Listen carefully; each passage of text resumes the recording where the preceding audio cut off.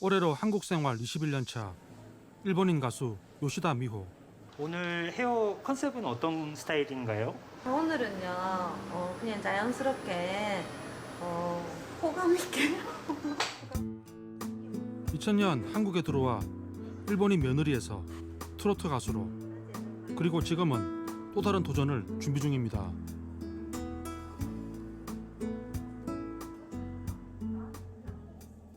제가 어릴 적에 성악을 좀 했거든요. 여러 장르를 이렇게 노래 부르려고 해요. 회사가 많이 끊겼다고 어떻게 보이는데 네. 상황은 어떠세요? 코로나 시작하고 나서 일단 행사는 거의 없고요. 잘 나가던 트로트 가수의 스케줄이 반토막 난 건 단지 코로나 때문만은 아닙니다. 네, 고생하셨습니다. 네. 잘 하고 와요. 네, 감사합니다. 트로트 가수 요시다 미호의 본격적인 하루가 시작됩니다. 노래는 준비했어요? 노래는 네, 준비했어요. 어제 연습했어요. 미호 씨는 일본인이라는 이유로 한일 양국이 갈등을 겪을 때마다 가수 활동에 영향을 받아왔습니다. 영향을 많이 받았죠. 과거사 문제나 위안부 문제가 이제 정치적 이슈로 언론에서 터질 때마다 미호 씨가 일본인이라는 이유 때문에 죄를 지은 것도 아닌데 주변에 좀 눈치를 보는 상황이 많이 발생했고, 특히 2년 전 수출 규제로 반일 감정이 거세진 상황에서는 공연 며칠 전 취소 통보를 받는가 하면 반감을 갖는 시선에 움츠러들기도 했습니다. 제가 무대에서 노래를 부르잖아요. 어떤 날에는 그 한 분이 무슨 일본 사람을 무대에 올리냐 이러면서 소리 지르면서 그런 일이 가끔씩 있었어요. 그래서 그럴 때는 되게 좀 속상했어요. 그래도 뭐 열심히 하는 모습을 보는 한국 분들은 정말 응원 많이 해주세요.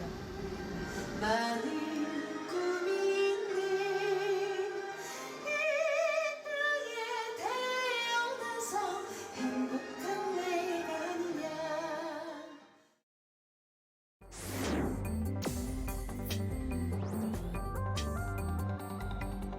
2017년 5월 10일 대통령 취임 후 아베 총리와의 첫 통화에서 한일 위안부 합의에 대한 명확한 입장을 밝힌 문재인 대통령.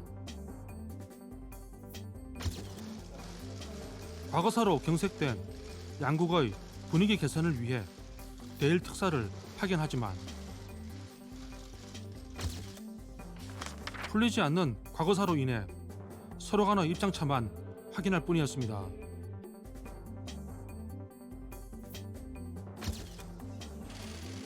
김대중 오부치 공동선언 20주년 당시 한일 문화 인적 교류 활성화 태스크포스가 출범하며 양국은 다시 또 한 발짝 다가서는 듯 했습니다.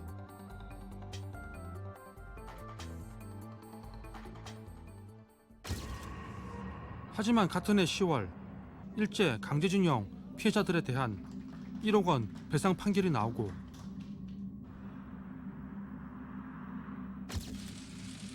이듬해 일본은 수출 규제라는 초강수를 두며 한일 경제 전쟁의 포문을 열기에 이릅니다. 이에 대한민국에서는 일본 제품 불매 운동이 확산되며 한일 관계는 장기간 악화일로를 걷게 되고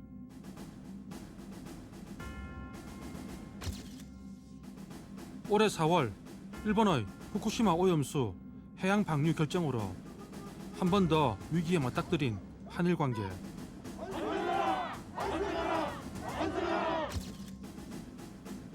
지난 7월엔 도쿄올림픽을 계기로 정상 간 공식 만남이 열리는 듯 보였으나 결국 무산됐습니다.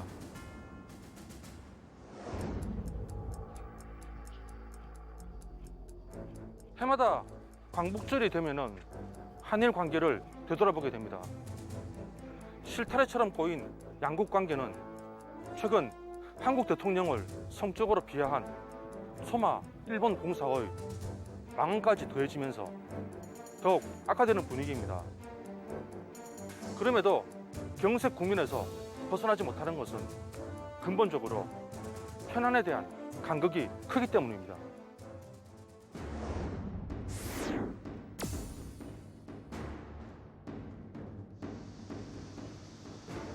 한국 반도체 산업협회 안기현 전무는 2년 전 그날을 잊을 수 없습니다. 그때 우려 많이 했지요. 예, 우리는 반도체 제조는 세계에서 제일 잘하지만 거기에 들어가는 장비나 소재나 부품은 수입했었거든요. 그러니까 이게 상당히 리스크가 있다는 인식조차도 우리가 사실 못했죠. 근데 일본 정부가, 일본 정치가 우리한테 알려준 겁니다. 이게 리스크가 있다. 2019년 7월 일본 경제산업성은 한국에 대한 수출 제한 조치를 발표합니다. 규제 대상이 된 세계 품목은 반도체 제조의 핵심 소재, 당시 일본에 대한 수입 의존도가 압도적으로 높았던 것들입니다. 세계 품목을 일본 정부가 수출 규제 이 방식을 바꿨습니다. 예, 일괄 이 승인에서 개별 승인으로 바꿨기 때문에 수입하는 측면에서 보면 리스크가 상당히 많이 생겼고, 그리고 그 이후에는 우리 그 전략 물자 해당하는 모든 물품도 규제 형태가 바뀌었죠. 대한민국을 화이트 리스트는 일괄 승인 품목인데 화이트 리스트에서 제외하는 바람에 전략 물자 전 품목을 개별 승인으로 바꿨습니다. 한국을 향한 사실상의 경제전쟁 선포에 반일 감정은 최고조에 달합니다.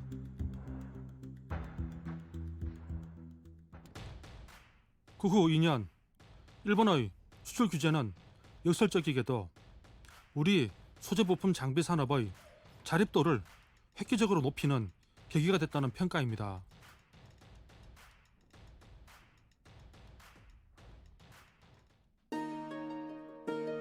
이런 한국을 보는 일본의 속내는 어떨까요? 모르긴 해도 꽤나 복잡한 심정인 것은 분명해 보입니다.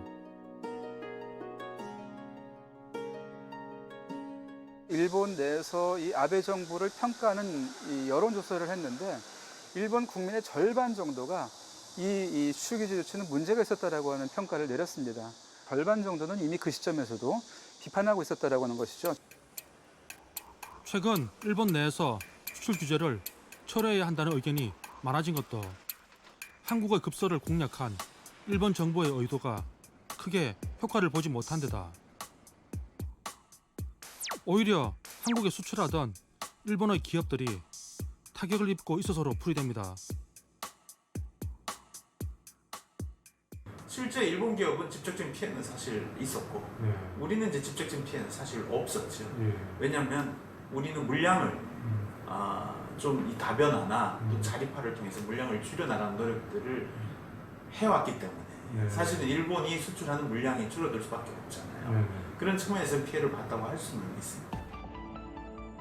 현재도 일본 기업이 한국에 수출하려면 경제산업성의 특별 허가가 있어야 하고 백색 국가 명단에서도 여전히 빠져 있습니다. 다만 그간의 논의를 통해 양국 간 이견은 상당 부분 좁혀진 상태입니다.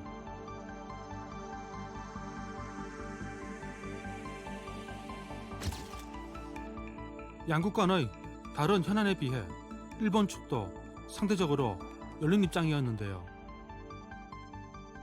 그러나 최종 합의에는 실패합니다. 양측 간 협의는 우호적인 분위기에서 진행되어 상당한 이해의 접근은 있었지만 정상회담의 성과로 삼기에는 여전히 미흡합니다. 민감한 외교 협의라 구체적인 사실을 밝히기는 어렵지만 첫 강화 조치 이전으로 돌아간다는 점을 명시하길 원하는 우리 정부에 비해 일본 정부는 명시에 미온적이었던 것으로 알려집니다. 지금 스가 총리 어떤 정권이 상당히 지금 어려운 처지지 않습니까? 코로나도 상당히 많이 증가하고 있고 지지율도 많이 떨어지고 10월에 총선거도 해야 되고 좀 그런 것 때문에 섣부른 어떤 타협을 한다든가 이렇게 하면 오히려 그런 어떤 국내적으로도 도움이 되는 것보다 손해가 될 수도 있다라는 판단도 좀 있지 않을까. 수출 규제 해제 시 양국이 주고받을 요구 조건에 상당한 이견이 있었을 거란 추측도 있습니다.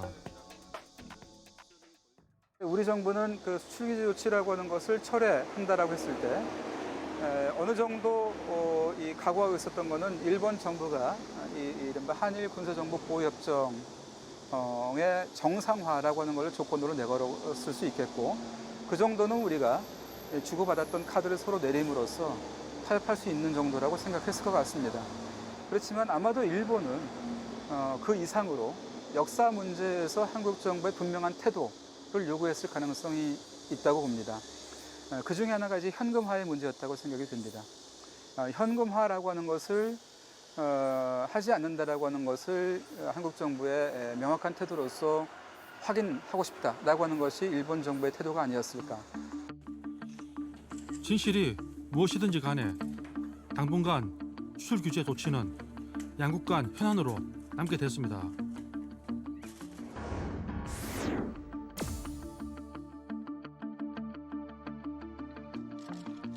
(2015년) 당시 한국과 일본 정부는 일본군 위안부 문제와 관련한 합의를 타결합니다.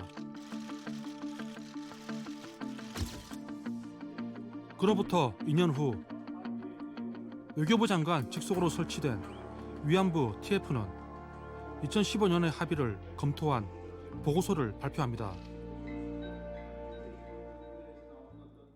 전반적인 걸 한마디로 이렇게 요약을 하자면은 전시와 여성 성폭력 피해자와 관련해 국제적으로 확립된 피해자 중심적 해결 원칙에 미달되는 합의였었다 이렇게 결론을 내릴 수 있을 것 같습니다. 당시 일본 정부 측 반응은 좀 어땠나요? 일본 정부 측은 정당한 합의였었고 한국 정부는 그 합의를 이행하라 이런 식의 어떤 내용이었던 걸로. 이듬해엔 대법원이 강제징용 피해자들이 제기한 손해배상에서 원고 승소 판결을 내리며 양국 관계는 다시 한번 냉각됩니다. 이후 아베 전 총리에서 현 스가 총리로 내각 교체가 이루어졌지만 일본 정부는 과거사 문제에서 한국 측이 먼저 성의를 보여야 한다는 입장을 굽히지 않았습니다. 健全な関係に戻すためにも我が国の一貫した立場に基づき韓国側に適切な対応を強く求めていきます。 이에 비해 문재인 정부는 출범 초기부터 지금껏 과거사는 과거사대로 해결하되 실질 협력을 지속해야 한다는 투트랙 기조를 유지 중입니다. 그러니까 원칙과 현실이라고 하는 것을 동시에 두고 그 사이에서 균형을 잡으려고 했던 것이 문재인 정부의 대일 외교의 기본이었다고 생각이 듭니다. 그런데 이제 그 일본 정부가 이거를 수용하지 않는 그러한 입장이 있었기 때문에, 즉 우리의 그러한 요구를 일본 정부가 수용하지 않았기 때문에 대일 외교에서는 더 이상 그 진전되지 않는 어려움이 있었던 것이죠. 우려스러운 건 앞으로입니다.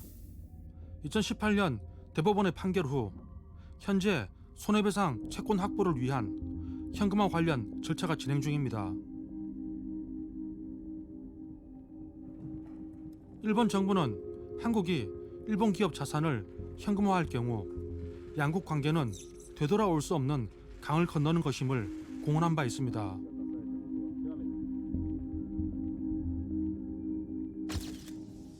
그런 단계가 되기 전에 외교적 해법을 찾는 것이 필요하다는 뜻으로 다만 일본의 법적인 책임을 물은 사법부의 판결은 적지 않은 부담이었습니다.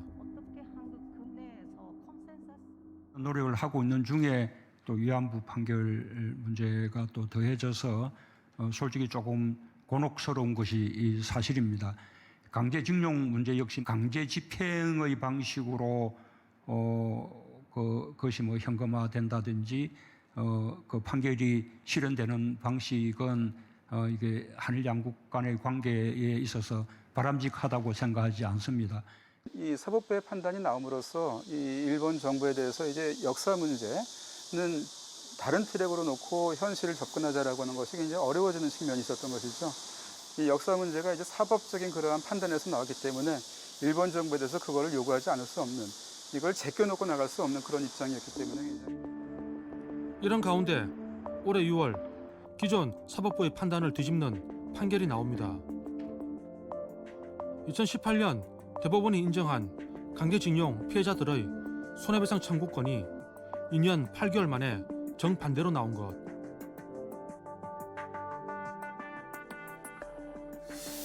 상반된 판결이 상존하게 된 건 위안부 피해자 문제도 마찬가지입니다. 이로써 두 개의 판결이 공존하게 된 한일 과거사 소송.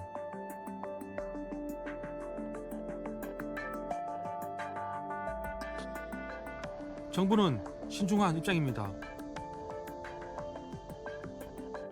6월 7일 내려진 1심 법원의 판결과 관련해서 우리 정부는 앞으로의 동향을 주시하겠습니다.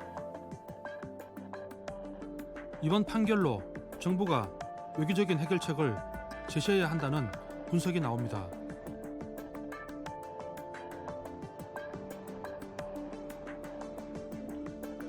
또한 일각에서는 일본과의 관계 개선을 위한 문신의 폭이 넓어졌다는 분석도 조심스럽게 제기됩니다. 그런 주장도 뭐 나오는 것 같습니다만은 그 민주주의 국가라는 것들은 삼권이 분립돼 있고 어떤 갈리는 사건에 있어서는 그 사법부의 최종적 판단이 가장 중요하지 않습니까? 우리나라도 그 최종적인 판단이 나오면은 거기에 그 정부가 따를 수밖에 없는 그런 민주주의 원칙이 있기 때문에 그것을 인정한 상태에서 어떻게 합리적으로 조화롭게 풀어나가는가를 연구해 나가는 것이 지금 앞으로의 과제라고 생각하고 있습니다. 한일 양국은 꽉 막힌 과거사 갈등에서 돌파구를 찾을 수 있을까요? 역사 문제에 묘수가 없다는 격언이 생각나는 때입니다.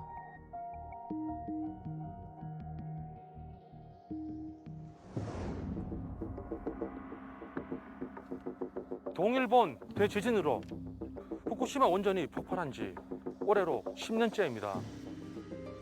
일본 정부는 지난 4월 원전 내 저장 탱크에 보관 중인 오염수를 바다에 흘려보내기로 최종 결정합니다. 이 오염수는 방사성 물질을 포함한 것으로 수영장 500개를 채울 수 있을 만큼 엄청난 양입니다. 한국을 비롯한 주변국들은 반발하고 있습니다.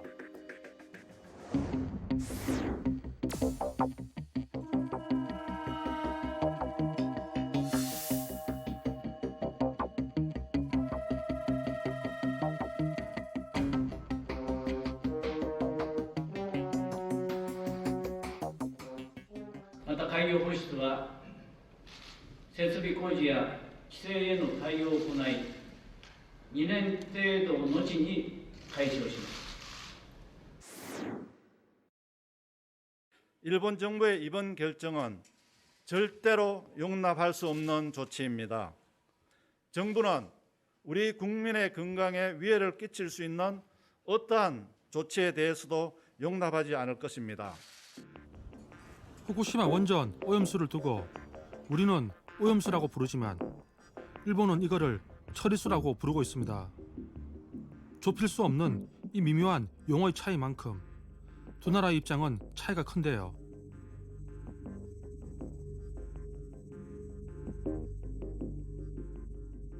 125만 톤의 오염수를 400배로 희석시키고 30년에 걸쳐서 천천히 방류하기 때문에 안전하다고 주장하는 일본.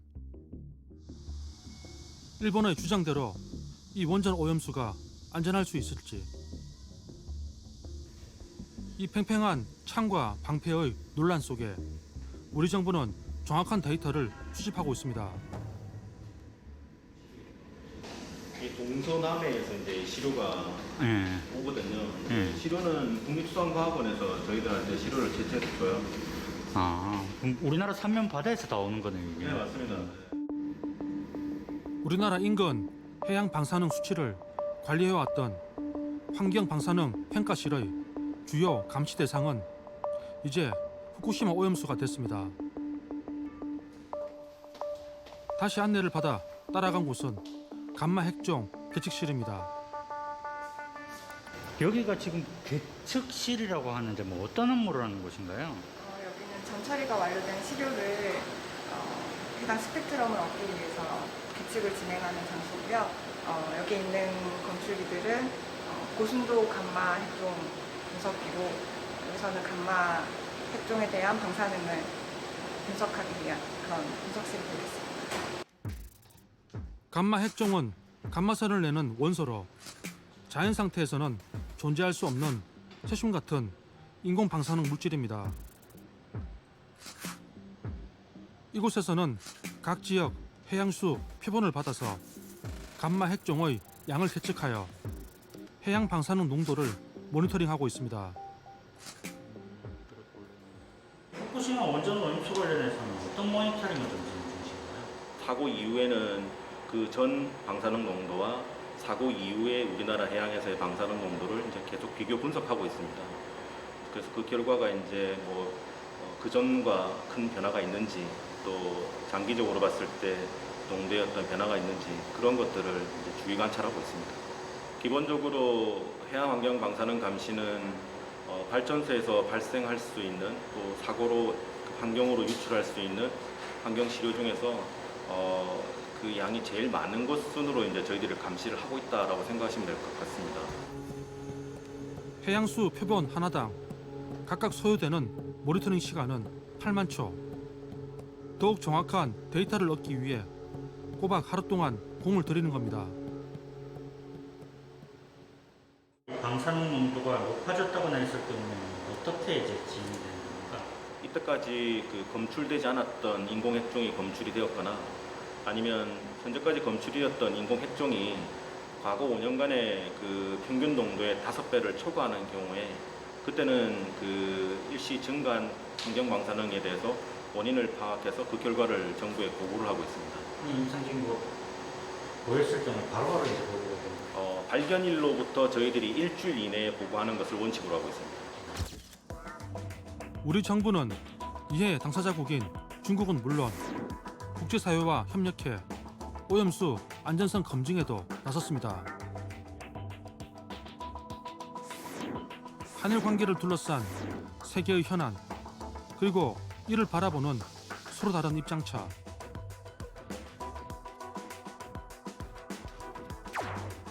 양국은 앞으로 어떤 선택을 하게 될까요? 모쪼록 해피엔딩이기를 바랍니다.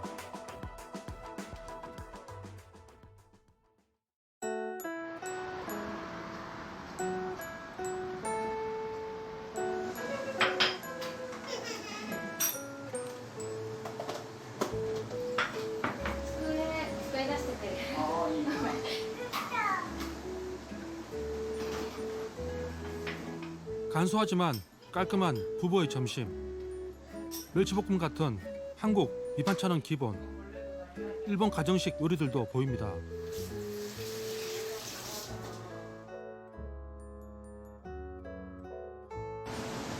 맛있네. 이끌자봐. 이끌자봐. 아내 타카라 씨는 일본 히로시마 출신입니다. 3년 전 온라인을 통해 한국인 남편과 인연을 맺게 됐습니다.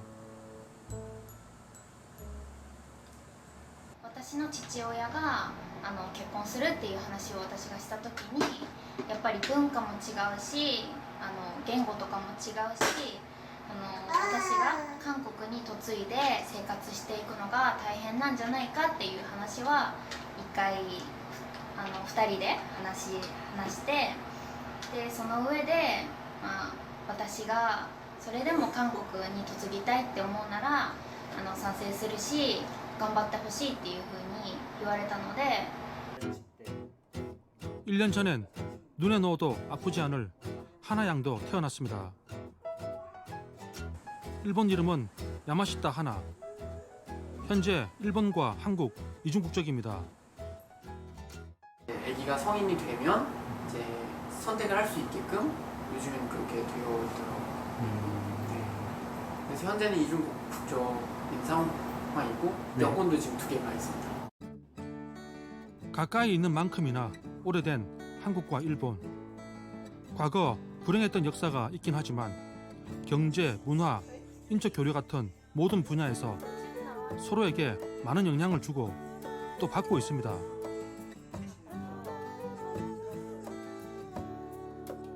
최근 일본 젊은이들 사이에서는 4차 한류 붐이 불고 있는 것도 정치적인 것과는 별개로 한국의 대중문화를 선호해서입니다.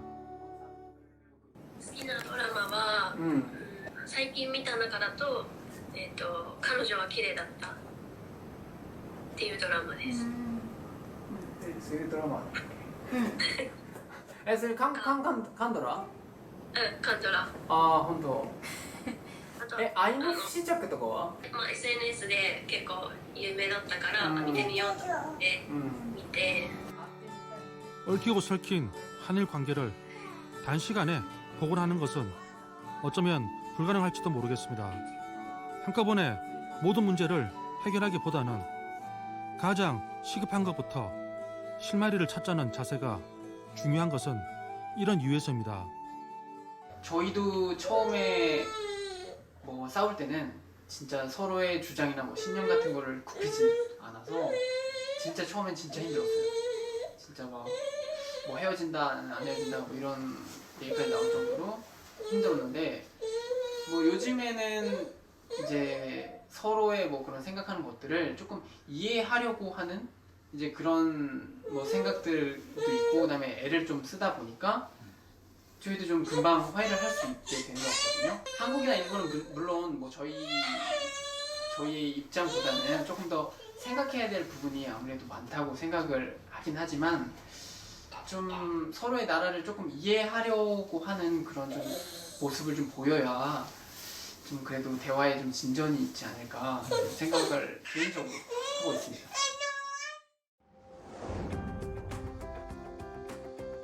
미래가 중요하다고 해서 첨예한 현안들을 그냥 덮고 갈 수는 없습니다.